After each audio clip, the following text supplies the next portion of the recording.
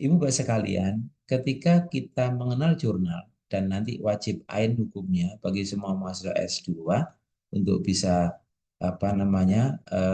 menulis hasil tesisnya ke dalam sebuah jurnal, maka kita secara internasional dan nasional itu bisa mengenal bagaimana eh, jurnal itu sebagai kumpulan artikel itu terpublikasi. Jadi ada yang skalanya nasional, ada yang skalanya internasional. Nah, untuk yang nasional kemarin sudah kita bahas. Ada Sinta, bisa kita buka di portal Garuda, dan ada yang internasional. Kedua-duanya, baik jurnal yang nasional maupun internasional itu, kesamaannya banyak. Di antaranya adalah kesamaan itu mempublikasikan apa yang menjadi karya risetnya. Nah, jadi kesamaannya di situ. Baik itu hasil riset individu ataupun riset yang bersifat kelompok. Nah, sehingga perlu dipublikasikan. Nah, karena perlu dipublikasikan, inilah rumah publikasi ya yang semula mungkin kita kenal lewat seminar ya, kemudian dijadikan proceeding atau kumpulan dari naskah seminar ya. Nah, tapi ini di jurnal ini tidak perlu ada seminarnya, langsung naskah itu disubmit untuk bisa di publish ya, diterbitkan oleh pihak pengelola jurnal apabila jurnal itu memenuhi syarat untuk diterima. Nah, kemudian perbedaannya ya antara jurnal internasional dan jurnal nasional itu utamanya adalah dalam penggunaan kebahasaan. Yang utama ini, perbedaan yang menonjol yang utama. Kenapa? Karena untuk jurnal-jurnal nasional kadangkala ada yang menetapkan penulisannya dalam bentuk bahasa asing, ya, ada yang memang menggunakan bahasa nasional. Tapi untuk publikasi internasional, ya, itu semuanya menggunakan bahasa internasional. Itu perbedaannya. Nah, sehingga Ibu Bapak sekalian, jurnal itu ya ada yang dinilai bereputasi, ada yang dinilai tidak bereputasi. Tidak bereputasi apabila tidak memenuhi kriteria internasional, bereputasi apabila memenuhi kriteria internasional. Ya. Jadi sebutan jurnal nasional dan jurnal internasional itu ya untuk di Indonesia ya reputasinya menggunakan Sinta ya. Eh, Kemudian yang internasional reputasinya menggunakan Scopus atau WOS. Nah, sehingga ketika kita mengenal jurnal yang berskala internasional, ada dua konsepnya. Ada yang disebut JIB, Jurnal Internasional Bereputasi, ada yang disebut hanya Jurnal Internasional saja. Tidak ada tambahan bereputasinya. Sehingga kalau disingkat, ya ada jurnal ilmiah yang berskala internasional itu yang JIB, Jurnal Internasional Bereputasi, ada yang hanya JI saja. Nah, jurnal JI ini adalah jurnal yang terindeks DOAJ, Copernicus, EBSCO, ataupun CAPI. Sedangkan yang sudah Scopus, Web of Science, ya mungkin ada yang pakai MIS ya, Microsoft Academic, itu berarti terindeks bereputasi. Sehingga ketika kita menulis ke jurnal internasional, mana yang kita pilih? Kalau yang masih internasional tanpa ada embel-embel bereputasi, berarti masih belum Scopus, ya, masih DOAJ atau EBSCO, ya. Atau di keduanya ini memiliki impact factor, ya, sebagai satu standar bahwa eh, jurnal itu ya punya dampak luas terkait dengan penggunaannya karena yang menggunakan dari jurnal itu atau yang mensitasi jurnal itu sudah memenuhi syarat internasional atau jurnal itu disitasi oleh banyak pengguna. Nah, sekarang Bapak Ibu sekalian, ya, bagaimana dengan eh, penulisan jurnal ilmiah yang sifatnya internasional? beberapa karakteristik yang sangat dominan di jurnal ilmiah internasional itu. Yang pertama, sangat ketat terkait dengan kaidah penulisan. Jadi karya ilmiah yang dimuat itu harus ditulis dengan kaidah dan etika keilmuan yang sudah sangat ketat. Dan ini berstandar internasional. Kemudian jurnal itu ya sudah memiliki ISN atau International Standard Serial Number. Walaupun ini di jurnal nasional juga ada. Kenapa ini menjadi acuan? Karena ada yang uh, ISSN-nya ini belum muncul, ya, belum muncul. Entah itu PISSN, Page ISSN maupun EISSN. Ya, jadi di sini ada tambahan P kadang-kala P kecil itu page artinya terbitannya itu ada ada ada ada produk luaran yang bersifat eh, terbitan berjilid ya, berbendel atau kayak majalah gitu ya. Ada yang ISN elektronik, jadi tidak lagi ada cetak ya. Padahal cetak P itu page jadi cetak terbitan yang dicetak. Nah, ada yang EISSN, ya, Electronic International Standard Serial Number. Kebanyakan ya pakai EISSN, baik pakai EISN kebanyakan karena sudah era digital ini. Nah, mungkin dulu ketika masih belum ada era digital, EISSN-nya belum muncul, tapi hanya PISSN. Jadi kalau kita pergi ke LIPI di tahun-tahun 2000-an sampai 2010 begitu ya. Kemudian kita melihat berkas di gudangnya LIPI, itu hari ini dikirim berkasnya, kalau tidak terpantau seminggu sudah dianggap tidak diketemukan karena langsung digudangkan. Nah, karena Pak semuanya dalam bentuk cetak, dalam bentuk page ya. Kemudian Bapak sekalian, bahasa resminya itu ada ada 5 bahasa. Bahasa PBB, bahasa Inggris, bahasa Perancis, bahasa Arab, bahasa Cina, bahasa Rusia. Jadi kalau ada jurnal yang dimuat kemudian publishnya dalam bahasa Perancis, bahasa Arab, bahasa Cina, atau Rusia, atau Inggris, berarti sudah memenuhi kaidah internasional sebagai bahasa resmi PBB. Ini. Jadi Ibu Bapak sekalian kalau misalkan Ibu Bapak hunting terhadap jurnal yang berbahasa Inggris, semuanya isinya bahasa Inggris dan internasional, maka kita tinggal menseleksi saja apakah dia ini masuk kepada jurnal JIB ya atau JI saja. Jurnal internasional bereputasi berarti masuk di Scopus atau WOS atau jurnal internasional saja yang DOAJ. Nah, sehingga karena tadi itu di sini SISS-nya adalah elektronik, maka pasti punya versi terbitan online. Ya. Nah, sekarang sudah semuanya versi online, tidak lagi ada versi cetak. Dan tentu pengelolanya profesional karena yang terlibat di Dewan Redaksi itu pasti dari berbagai negara, minimal 5 negara, ya. Apalagi yang sudah tinggi itu tidak 5 negara lagi, ya, tapi 5 benua. Oke. Kemudian artikelnya itu dalam satu terbitan itu pasti akan berisi tulisan yang berasal dari berbagai negara. Tidak mungkin dari Indonesia saja. Kalau misalkan ada jurnal, penulisnya semuanya dari Indonesia, itu belum bisa dikatakan jurnal internasional walaupun naskahnya ditulis dalam bahasa PBB karena masih satu negara. Sehingga sebuah jurnal yang ber apa, eh, dikenal sebagai jurnal internasional pasti yang menulis itu dari berbagai negara.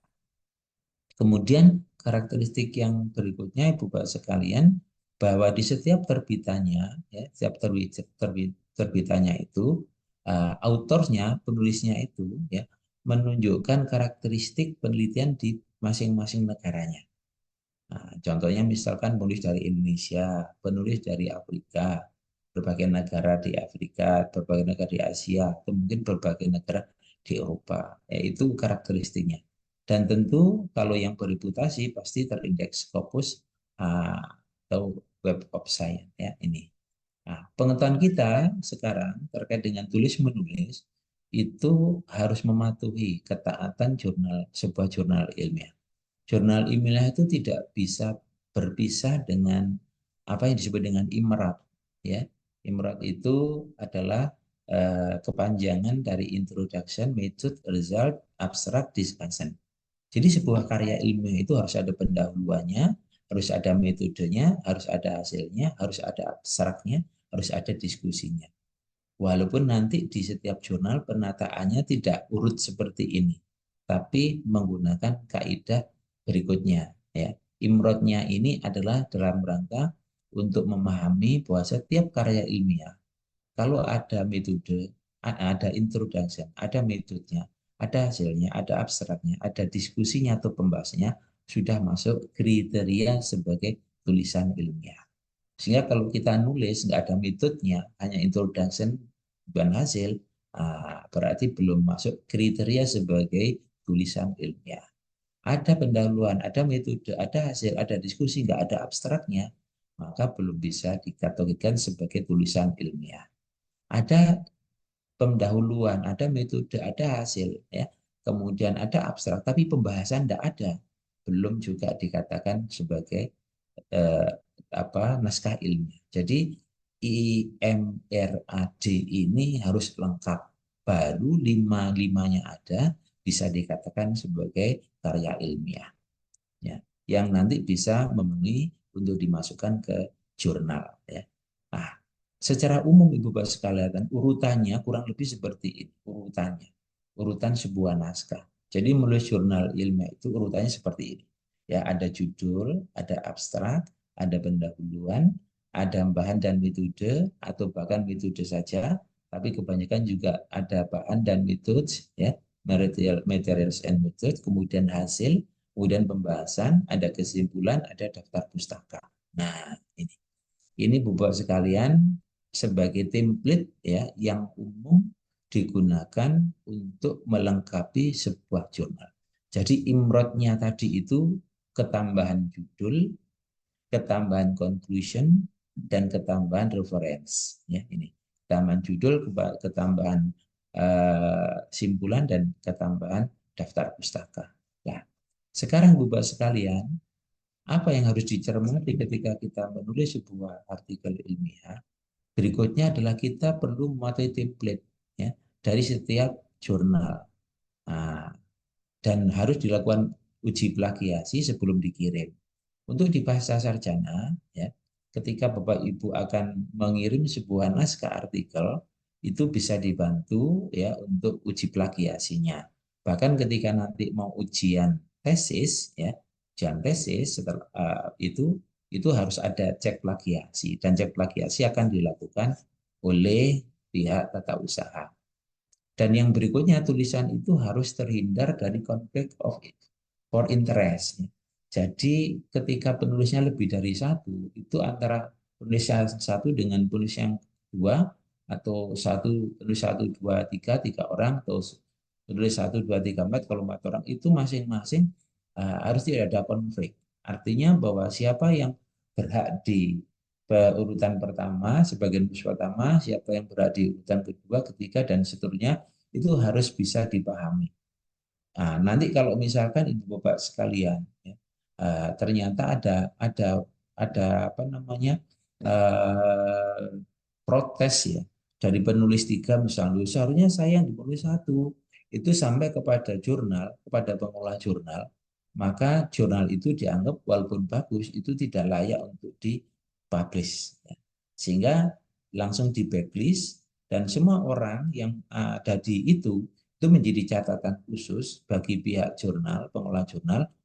Di suatu hari lagi, kalau ada salah satu dari penulis yang ada di tulisan yang menjadi konflik itu dikirim ke jurnal itu, pasti akan tidak direspon atau dihindari untuk diterima karena menghindari konflik.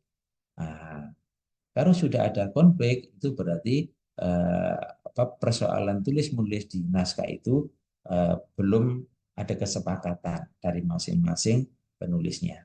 Nah, kemudian Bapak sekalian, bagaimana kita bisa melihat template ya dari sebuah jurnal? Eh, Sebagai contoh ya, saya ambilkan sebagai contoh, misalkan saya sekarang buka JPBI, JPBI. Nah, saya enter ini. Sudah muncul Bapak Ibu di sana? Sudah. Oke, Bapak. Oke, oke, baik. Ini contoh bagaimana kita melihat template dari sebuah jurnal. Nah, misal saja JPBI, Jurnal Pendidikan Biologi Indonesia, saya klik. Ya. Nah, ketika saya klik Jurnal Pendidikan Biologi Indonesia itu kita ketemu seperti ini. Ya, rumah pertama jurnal itu seperti ini. Di sini ada PISSN, ya, 2442 sekian, ada EISSN. Berarti jurnal ini Bapak Ibu sekalian, ya, selain ada terbit yang online, ada terbit dalam bentuk edisi cetak. Tapi edisi cetaknya ini sangat terbatas, tidak dijual, ya, karena percuma kalau dijual karena pembaca sudah bisa mengambil dari semua tulisan yang ada di sini. Nah, di mana kita melihat template dari sebuah jurnal itu, kita bisa melihat yang di sebelah kanan ini. Ada menu mulai dari tujuan, publikasi, etika publikasi sampai dengan kita menemukan yang author guideline. Nah, di author guideline ini panduan penulisan inilah yang harus kita klik. Karena di sini tempat aturan bagaimana kalau kita menulis akan kita kirim ke jurnal JPBI ini. Ya. Nah, jurnal JPBI ini ya, ini sudah internasional, tetapi belum Scopus. Kenapa? Karena sudah terindeks ERIC, terindeks EBSCO, terindeks DOAJ, terindeks BASE, ya, sudah memenuhi sebagai jurnal internasional. Untuk memenuhi jurnal internasional itu, Ibu Bapak sekalian, maka semua naskah yang ada di jurnal ini tidak boleh dari Indonesia, ya, tidak boleh dari Indonesia. Jadi harus dari berbagai negara di dunia harus kita terima ini. Sehingga variasinya di situ, Ibu Bapak sekalian. Bagaimana kalau lebih banyak dari Indonesia, ya, maka di edisi tertentunya itu harus diupayakan atau di edisi itu mengundang penulis internasional ya untuk masuk di tulisan naskah itu. Ya, sebagai contoh ya misalkan apa namanya di berbagai edisi yang ada ini ya, bisa kita lihat nanti. Kita masih ke template. Ketika kita melihat template-nya di mana, kita klik di author guideline. Kita klik sini, maka akan muncul ini berbagai macam informasi yang berkaitan dengan panduan penulisan. Ya. Apa yang harus dimulai, bagaimana biaya untuk yang harus dibayar ketika nanti artikel itu terpublish, berapa rupiah ya. Kalau dolar ya berapa dolar gitu ya, atau mungkin kalau ada euro berapa euro gitu ya. Nah, kemudian penulisannya di sini tipe yang bisa dikirimkan itu bisa original research ya, berarti hasil penelitian atau review artikel, studi kepustakaan. Ada dua ini. Jadi tulisan di jurnal JPB ini ada dua karakteristik, boleh dari original research, hasil penelitian, boleh dari studi pustaka atau review articles. Nah, kemudian bagaimana hal-hal yang berkaitan dengan kelengkapan ya, penulisan itu?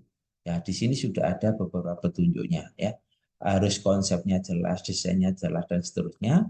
Kemudian sampai dengan informasi terkait dengan originalitasnya harus bebas dari plagiasi ya. Plagiasi ini apa namanya semua naskah dan semua jurnal itu tidak memunculkan berapa nilai plagiasinya ya. Selalu tidak ditulis, tetapi kepahaman kita dihindari dari 20%. Ya, berarti harus di bawah 20%. 15, 10 itu akan lebih bagus ya. Nah, ini beberapa aturannya. Dan kemudian ketika kita mendapatkan contoh seperti ini, ya, template-nya seperti ini, nah, untuk kelengkapannya bagaimana? Pasti di jurnal itu ada panduan utamanya. Nah, ini misalkan JPPI template. Ini kita klik, ya. Maka ketika kita klik sudah ada contoh. Oh, kalau saya menulis judul, judulnya harus seperti ini. Nah, penjelasannya di mana besar kecilnya huruf itu, ya. Besar kecilnya itu apa namanya? Bisa diklik di sini. Ya, bisa diklik di sini, kemudian Arial 18. Nih, Arial 18. Ini. Kemudian bagaimana menulis nama apa namanya? eh, Autos. Nah, di sini ya, Arial 9. Bagaimana afiliasi? Ya, oh ya, afiliasi juga Arial 9. Bagaimana abstrak? Ya, bagaimana abstrak? Ini diklik ya. Oh, abstrak juga Arial 9. Terus, oh ternyata setelah judul ada penulis. Lah, penulis di sini ya ada angka, ada nomor, ada bintang. Ada 3 simbol ini. Ada simbol huruf yaitu A, ada simbol nomor, dan ada simbol bintang. Nah, simbol huruf ini menunjukkan afiliasinya. Afiliasi itu berarti institusi penulis. Ya. Nah, kemudian ada eh, apa huruf. Huruf ini menunjukkan email masing-masing penulis. Ya, urut ya dari penulis pertama, kedua, ketiga. Itu nggak boleh salah. Ya. Kemudian ada bintang. Lah, bintang ini menandakan orang yang menjadi koresponden autorsnya, penulis utamanya, yang menulis naskah ini, ya. Sehingga nanti dari pihak jurnal itu ketika berkomunikasi itu akan berkomunikasi dengan koresponden autorsnya. Nah, ini contoh Ibu Bapak sekalian. Ini kemudian ini pendahuluannya, ya. Ini sampai dengan isinya. Oke. Kenapa Ibu Bapak sekalian ini kok berbahasa Indonesia ya? Padahal JPPI itu berbahasa Inggris. Ini kita lihat terbitannya ya. Kita lihat terbitannya bahwa ada terbitan yang apa bisa diklik dalam bentuk bahasa Indonesia. Kalau kita biasa membuka naskah kan kita klik kanan ya. Klik kanan, kemudian kita urutkan itu di drag kita apa? Klik kanan nanti ada tulisan bahasa Indonesia. Lalu itu kita pilih. Ya, seperti itu. Sehingga ada teknik penulisan, ada introduction, ada metode, ada result and discussion dijadikan satu ya. Kemudian apa sampai ada hasil masuk di anu ya, ada kesimpulan, kemudian macam-macam di sini yang diminta misalkan penghargaan ya, konflik on interest apa konflik on of interestnya, kemudian distribusi dari masing-masing authors ya, menyatakan bahwa tulisannya adalah tulisan yang asli gitu ya, kemudian referensi, ini semuanya template-nya ada. Ini kalau kita misalkan hunting tentang template sebuah eh, naskah, template dari sebuah artikel di sebuah jurnal. Nah, sehingga Ibu Bapak sekalian, ketika template-nya sudah ada, berarti itu yang kita ikuti. Tinggal nanti ketika kita ini apa namanya ingin lebih detail bagaimana pengiriman dan lain sebagainya, maka semuanya ada di template itu. Ya, judul, aturannya berapa kata sudah ada di template itu. Ya, ini urutan template-nya. Jadi antara 12 sampai dengan 14 kata. Sehingga Bapak sekalian, judul tesis pasti tidak akan sama dengan judul artikel. Kalau di judul tesis institusi boleh ditulis, tapi kalau di artikel institusi tidak perlu ditulis karena nanti akan sudah bisa dituangkan di naskah, minimal di metodenya. kemudian nama autor, nama penulisnya, nama afiliasinya, abstraknya. Nah, di sini sudah ada permintaan bahwa abstrak tidak boleh lebih dari 200 kata. Kalau misalkan 201 tetap tidak boleh, ya. 200,5 tetap tidak boleh, ya. Jadi sudah pakem. Jadi kalau misalkan ada kurang satu, lebih satu, ditata ulang mana yang harus dikurangi, ya, untuk bisa apa namanya abstraknya itu tepat di 200 kata. Kemudian keyword, kata kunci. Kata kunci ini secara internasional kebanyakan 3 sampai 5 kata saja. Baik dalam bentuk kata atau sebuah apa namanya? Bukan kalimat ya. Kata atau gugusan kata. Misalkan saja model pembelajaran. Nah, itu boleh model saja, boleh pembelajaran saja, atau dua-duanya model pembelajaran. Itu berarti satu keyword. Nah, pentingnya ditulis keyword itu apa, Ibu Bapak sekalian? Agar ketika ada pembaca kemudian menuliskan keyword dalam mencari artikel, itu punya Ibu Bapak akan muncul karena keywordnya juga dipanggil oleh pencari sumber informasi. Nah, si keyword itu pemanfaatannya di sana. Nah, seperti ini introduction dan sebetulnya Ibu Bapak sekalian, ini. Ini bagaimana kita menyikapi kalau kita misalkan ingin melihat sebuah jurnal. Kemudian misalkan lagi, misalkan Raden, Raden, jurnal Raden kita ini. Nah, maaf. Nah, jurnal Raden kita yang di S2 tadi JPP itu untuk di S1. Kita juga begitu. Nanti di sini ada menu ya. Di antara menu itu pasti ada author guideline. Kita klik di sini.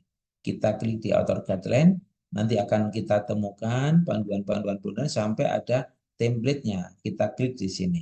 Template-nya. Nah, sehingga ada panduan oh kalau di JPPI tadi seperti itu ya. Nah, kalau di Raden seperti ini template-nya ya. Ada hubungan antara kalimat yang dipilih ya. Kalimat yang dipilih seperti ini. Nah, sehingga nanti Ibu Bapak sekalian judul, penulis dan lain sebagainya kaidahnya sudah ada di template ini. Sehingga kalau mau detailnya maka kita bisa lihat titel ya. Oh, 12 sampai 14 kata. Kemudian apa namanya? Penulisnya ya. Nah, full name without academic degree, jadi tulis nama saja tanpa gelar gitu ya. Dan seterusnya abstraknya maksimal 200 kata ya. Kemudian kata kuncinya 3 sampai 5 kata ya. Nah, ada introduction seperti yang tadi diharapkan introduction itu ini isinya ya. Ada masalah ya, ada solusi, ada teori yang mendukung hasil penelitian sebelumnya atau state of the art-nya ya, atau juga ada gap-nya, gap analisis, berarti di situ ada kesenjangan ya antara tujuan dan harapan. Nah, kemudian dituliskan tujuan penelitian. Nah, hampir semuanya begitu. JPP juga begitu. Ini kaidah internasional. Sehingga Raden ini Bapak sekalian ya, eh, ini yang sudah Sinta 2 juga itu sudah terindeks internasional ya, sudah terindeks internasional. Belum jurnal internasional bereputasi belum karena belum masuk Scopus. Nah, melihatnya di sini nih, kalau sudah ada DOAJ, ada EBSCO sudah ini internasional. Sehingga bahasa yang dipakai untuk menulis jurnal ini adalah harus bahasa internasional. Ya, kita lihat di arsipnya, kita klik arsipnya, maka semua naskah ya di setiap edisi, misalkan kita buka di Juli, ya, di Juli ini kita lihat siapa saja yang nulis di sini. Nah, semuanya berbahasa Inggris. Kita ambil contoh aja, misalkan saja apa namanya miliknya siapa ini. Nah, ini sudah semuanya berbahasa asing, berbahasa Inggris. Nah, sekarang kaidahnya adalah menggunakan kaidah bahasa PBB. Nah, Sehingga Bapak sekalian, ketika hari ini Bapak Ibu sudah mendapatkan informasi bagaimana sebuah jurnal, maka hari-hari luang Ibu Bapak sekalian itu harus klik-kliknya artikel jurnal yang berkaitan dengan selancar Bapak Ibu untuk mencari dukungan teori bagi rencana tesis, ya, bagi rencana tesis. Karena itu Ibu Bapak perlu collecting, ya, perlu di collecting. Mengcollectingnya bagaimana? Ya, untuk mengcollecting naskah-naskah yang berkaitan dengan eh, artikel jurnal Ibu Bapak sekalian, itu usahakan collectingnya adalah apa namanya 5 tahun terakhir dan 10 tahun terakhir, ya. Nah, 5 tahun terakhir dan 10 tahun terakhir. Dan Ibu Bapak perlu apa namanya mulai mendownload, ya, mendownload cara citasi, ya, cara penyuntingan berstandar internasional yang dikenal dengan EPI-style, ya, American Psychological Association. Ini cara tulis menulis. Oh, nggak bisa dibuka. Saya coba hunting di internet aja. Jadi buat sekalian, oke, saya cari epistele ya sekarang. Nah, saya ketik apa style. Nah, ini sudah ada style ya. Saya klik. Nah, Ibu bapak sekalian, semua tulisan di dunia, jurnal apapun, standar penulisannya itu menggunakan hampir 99% menggunakan ini style ini. Saya klik style itu, ya. Oke. Ya. Jadi panduan bagaimana kita menulis, ya, agar tulisan kita itu terstandar ilmiah internasional, maka ada panduan penulisan berkaitan dengan style. Ya. Kita bisa melihat atau mengklik semua akses yang ada di sini. Katakanlah kita ingin melihat contoh, ya. Lihat contoh nih, contoh bagaimana penulisan apa panduan panduan style, ya. Kita tulis saja panduan, ya. Panduan uh, edisi 7 yang sekarang ini dominan. Kita lihat yang berbahasa Indonesia saja. Misalkan dipublish. Dipublish ini sangat mudah, tulisannya banyak dan kita bisa mengakses sewaktu-waktu, ya, dengan uh, ini apa namanya dipublish ini. Nah, ini apa namanya layanan informasi yang dari dipublish ini sangat banyak membantu, ya. Jadi kalau kita mau bicara tentang apa itu what is, ya, apa style itu, ini sangat membantu sekali. Informasinya di sini ada semuanya. Nah, kemudian sampai dengan bagaimana kita ini cara mensitasi tulisan dari sebuah pustaka, ya. Dari sebuah pustaka, ya, bagaimana cara kita menulis, mensuntingnya atau mensitasinya, ya. Nah, ini nanti bisa dipahami. Nah, sekarang misalnya begini, ya. Ada beberapa cara penulisan, ya, walaupun itu menggunakan style, ya, tetapi berpijak kepada Harvard style, ya. Harvard style bukan style. Lah, kita di template-nya harus memperhatikan itu Bapak sekalian. Jadi kalau permintaan di template-nya itu Harvard style, ya kita cari Harvard style. Misalkan ini ada Harvard style, kita klik. Ketika kita klik Harvard style itu, maka cara penulisan Harvard style itu menggunakan cara yang berbeda dengan style, tetapi sebetulnya tidak banyak perbedaannya. Oke, Bapak sekalian. Nah, misalnya begini, ya, misalkan begini. Ketika menulis sebuah buku, sumber buku kepustakaan yang pengarangnya satu, ya, baik episode maupun Harvard style itu selalu judul buku yang dicetak miring, ya, selalu judul buku yang dicetak miring.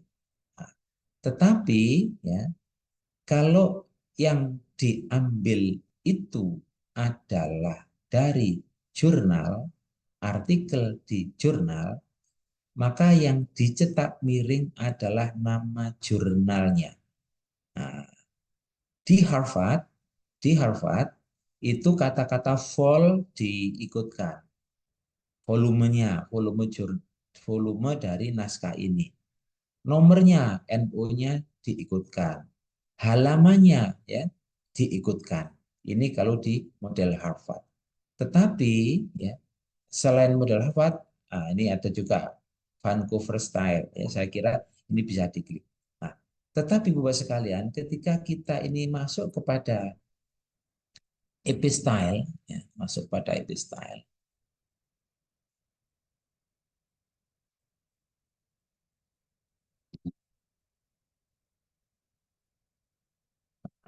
sebentar,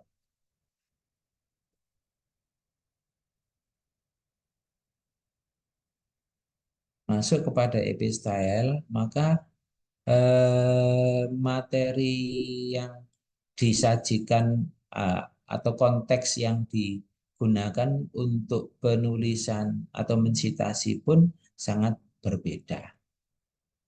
Nah, ya, ini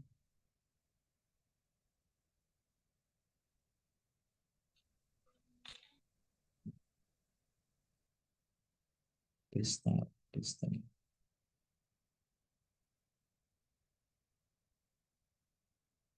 Sudah saya hyperlink kok hyperlinknya hilang tadi.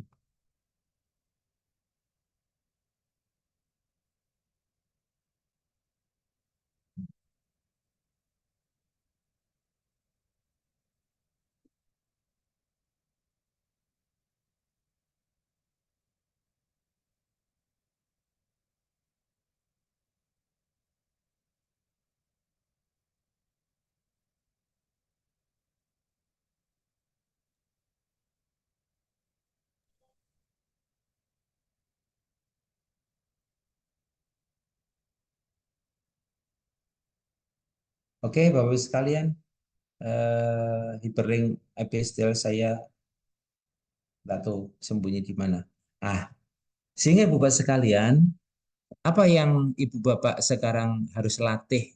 Harus latih, ini menjadi tugas individu, ya waktunya 2 minggu deh, tidak 1 minggu. Ibu melakukan, Bapak Ibu melakukan kegiatan analisis kritis, analisis ini kritis jurnal.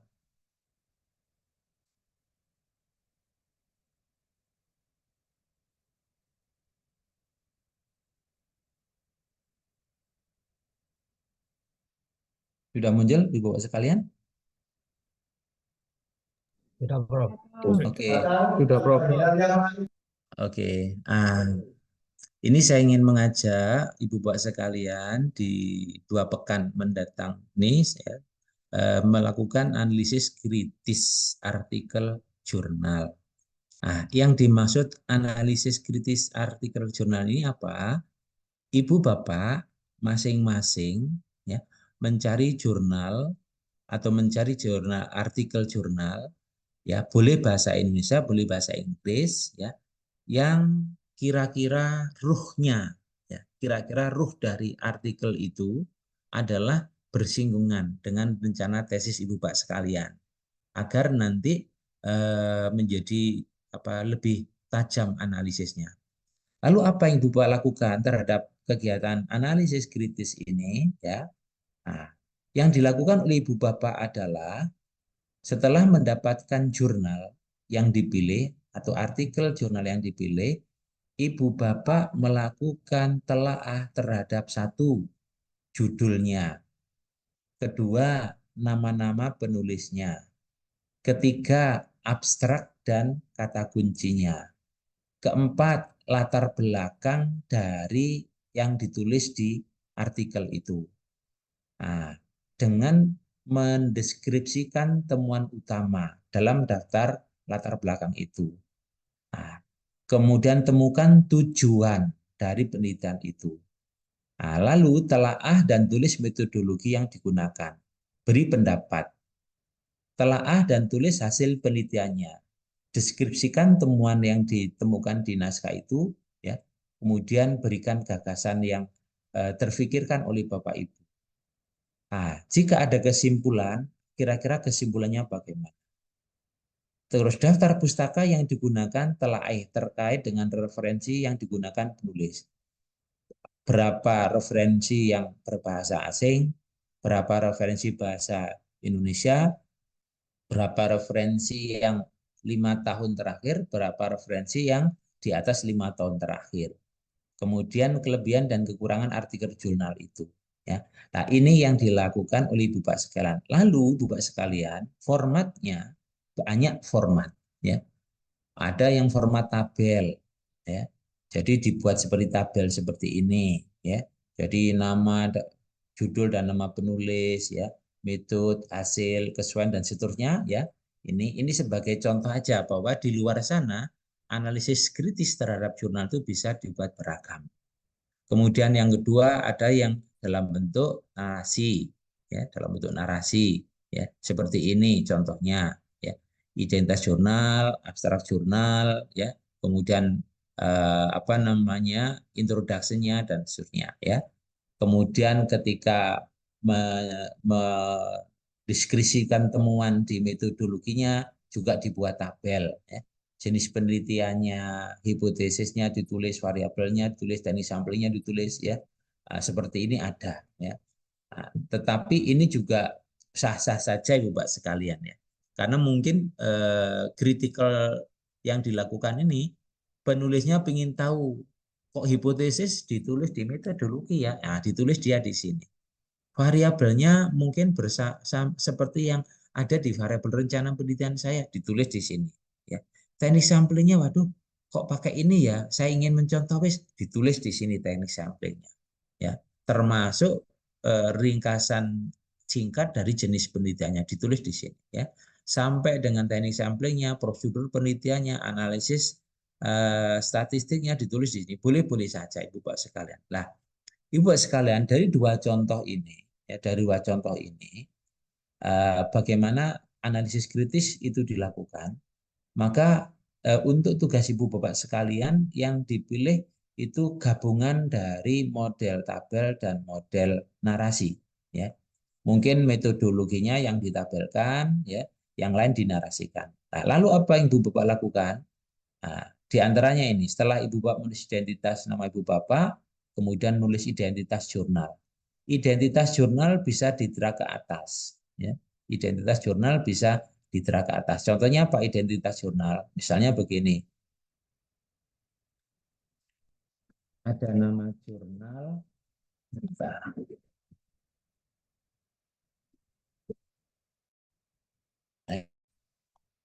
Nama jurnalnya apa? Nah, ini volume berapa, nomor berapa, halaman berapa, tahun terbitnya, judulnya, nama penulisnya. Lah, itu yang ditulis Ibu Bapak sekalian. Kemudian masuk ke arah jurnal, ya. Identitas sudah, abstrak jurnal ikuti yang di sini. Ada jumlah paragraf abstraknya. Kemudian jumlah halamannya, spasinya. Boleh juga kalau tidak hanya spasi, ukuran PT-nya, ukuran hurufnya boleh. Kemudian uraian abstrak. Nah, uraian abstrak ini diringkas oleh Bapak Ibu sekalian. Nah, kemudian ada keyword. Ada keyword ini abstrak jurnal. Ya, abstrak jurnalnya seperti ini. Baru yang ke D, ya, yang D, Bapak sekalian, pendudukan. Pendudukan itu sekalian, temukan masalah, temukan solusi temukan masalah yang ditulis oleh penulis, temukan resolusinya, dan temukan state of the art-nya. Ya. Jangan yang terpilih dan unik dibanding penelitian terdahulu yang dimunculkan oleh penulis. Nah, temukan tujuan penelitian. Ibu Bapak, ya. Kemudian yang ia adalah metode penelitian. Bisa mengikuti contoh di materi seperti ini boleh, atau Ibu Bapak dengan yang khusus juga monggo. Hasilnya apa dari yang dituangkan di abstrak di riset ini atau di artikel ini, simpulannya apa, referensinya apa. Nah, kemudian referensinya boleh jumlah referensinya berapa puluh, ya, keterbaruannya boleh, ya, ditambah tadi, ya, spesifikasi atau karakteristik referensi yang berbahasa Indonesia berapa, yang berbahasa asing berapa, dari buku berapa, dan seterusnya. Ibu Bapak sekalian, manfaat dari critical artikel ini, ya artikel kritis ini teruji, ya teruji. Terujinya di mana? Terujinya adalah beberapa mahasiswa yang ada di S3 maupun S2 yang melakukan analisis kritis yang saya dampingi itu berhasil di studi pendahuluannya itu, ya akhirnya menemukan style si studi pendahuluannya itu bisa dijadikan naskah artikel dan dipublish, sehingga saya tidak mengikat pada Sinta berapa, ya. Sinta 6 boleh, Sinta 5 boleh, Sinta 4 boleh, Sinta 3 boleh, Sinta 2 apalagi, ya. Itu nanti satu keuntungannya bahwa mahasiswa itu sudah punya satu tulisan yang nanti akan dimasukkan ke dalam latar belakangnya sebagai hasil dari riset awalnya. Nah, sehingga Bapak sekalian, monggo kita berlatih bersama-sama. Jangan takut salah, karena menulis itu tidak mudah. Ya. Menulis itu tidak mudah. Menulis itu apa namanya, butuh butuh butuh seni, butuh butuh sentuhan hati juga. Nah, cara yang termudah adalah Ibu Bapak cari tulisan yang bisa dipahami analisisnya, ikuti aja gaya penulisannya yang di situ, ikuti aja, ya. Oh begini, ikuti dengan bahasa Ibu Bapak, ya. Oh begini, apa di paragraf udah, ikuti aja. Nah, nanti setelah diikuti, ya tentu supaya tidak sama harus diparafrase, ya harus kalimatnya diubah, yang di jadi misalkan seperti itu. Itu cara, ya caranya. Dan ini mudah-mudahan Bapak sekalian akan memberikan dampak terhadap apa namanya, bagaimana kesiapan Ibu, ya dengan kuliah proposal tesis ini sudah sampai pada lompatan tidak hanya merencanakan tesisnya, tapi sudah bisa melakukan analisis kritis. Dan manfaat analisis kritis itu nanti bisa menjadi sitasi dari teori yang Ibu Bapak gunakan di tesisnya Ibu Bapak sekalian. Oke, Ibu Bapak, ya. Eh, ya pokoknya Rabbi yasir walatu asir. Ya Allah mudahkan, jangan sulitkan. Itu aja. Karena setiap kesulitan pasti ada jalan keluar. Ya, saya pun juga begitu. Saya nulis Scopus kena reject terus, ya mudah-mudahan di tulisan berikutnya ini nggak kena reject. Ternyata enak, ya, enak reject itu enak. Belum dibaca, ya, hanya tulisan template-nya saja ada yang satu aja yang shred gitu, nggak sesuai. Editor dan reviewer males, jelek, cek gitu. Tapi kita tidak di Raden maupun di JPBI ini tidak, tetap kita pahami. Kalau kontennya bagus, metodologi yang kurang, tetap kita ada komunikasi. Ibu, tulisan Ibu bagus, tapi maaf di metodologinya kok kurang, bisa diperbagikah? Nah, itu. Jadi tetap ada komunikasi. Ya kalau yang sudah JIB, Jurnal Internasional Bereputasi, komunikasinya yaitu saja langsung reject gitu. Nah, oke, Bapak sekalian, insya Allah apa namanya akan saya kirimkan nanti di naskah ini, nanti akan saya kirim di grup, ya, untuk bisa dijadikan sebagai sumber belajar lagi. Dan nanti ini minggu pertama, ya, minggu pertama, jadi minggu depan belum dikumpulkan lah, belum dikumpulkan karena Ibu Bapak kan masih masih harus mencari-cari, ya. Ya, apapun lakukan semampunya, ya semampunya. Nah, karena harus berproses, semuanya harus berproses. Nah, itu Bapak sekalian, karena kita hanya 60 menit nih puasa, jadwalnya ikuti dari aturan kampus, mudah-mudahan menginspirasi dari apa yang tadi saya sampaikan.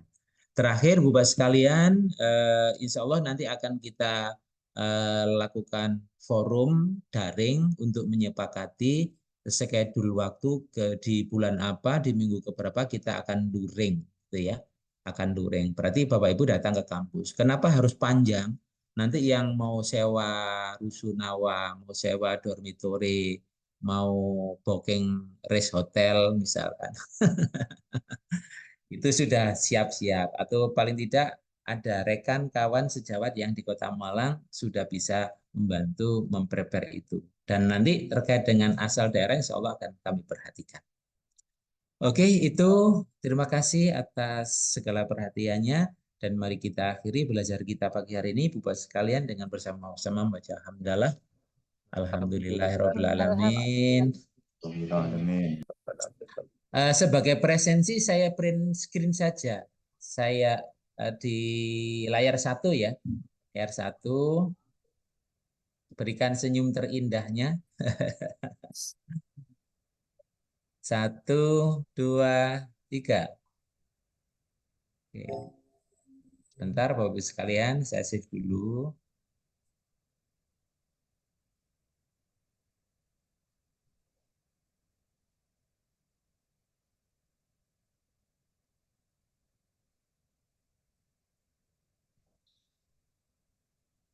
Oke, layar satu.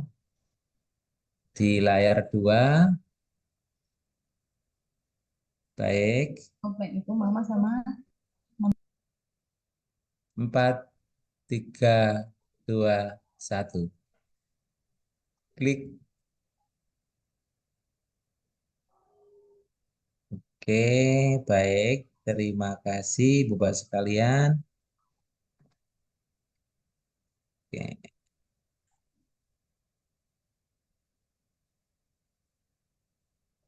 Oke, sukses selalu untuk semuanya.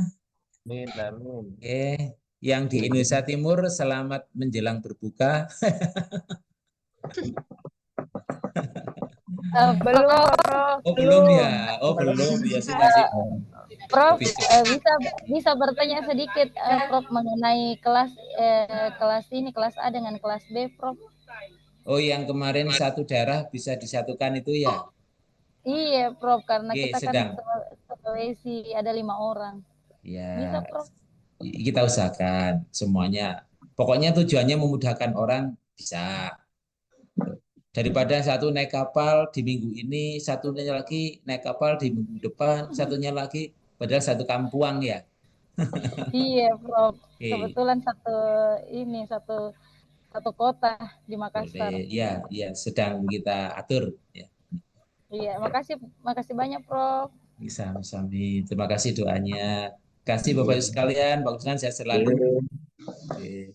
Mas Zulfikar, Mas Abdal, Bu Jamila, terima kasih Mbak Sofia, Mbak Uda, Mas Huda kok Mbak Uda, Mbak Hurun dan semuanya wis karena setelah ini sudah kelas yang baru.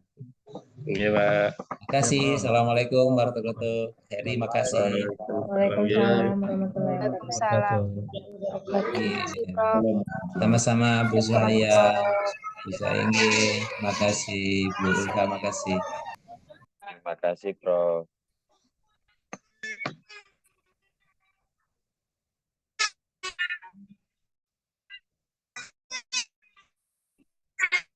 Coba, mohon maaf Bapak Ibu, bisa dikasih alamatnya untuk pasca sarjana di Malang?